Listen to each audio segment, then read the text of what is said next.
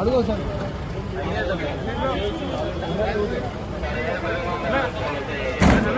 మాట్లాడేది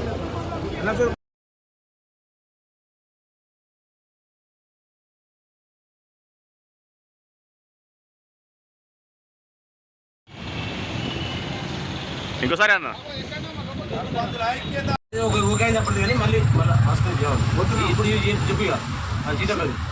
వేములవాడకు పంచాయతీరాజ్ శాఖ మంత్రి సీతక్క గారు వచ్చి సర్పంచ్లకు పెండింగ్ బిల్లులు 1200 నుంచి 1600 కోట్ల రూపాయలు బకాయి ఉన్నమాట నిజమే. అప్పుడే ప్రభుత్వం వాళ్ళకు మొండి చేయించింది. మేము వాళ్ళ బాధలను అర్థం చేసుకున్నాం. మేము వాళ్ళకు తప్పకుండా నెల 2 నెలల బిల్లులు ఇస్తామని ఆగస్టు 2వ నెల 1వ నెలలో చెప్పడం జరిగింది. మరి మంచి పంచాయతీరాజ్ శాఖ మంత్రి గారు కూడా మాట తప్పినరు. ఇప్పటి ముఖ్యమంత్రి గారు గౌరవనీయులు మరి అప్పుడు ప్రతిపక్ష నాయకుని హోదాలా కాంగ్రెస్ పార్టీ అడుగు సార్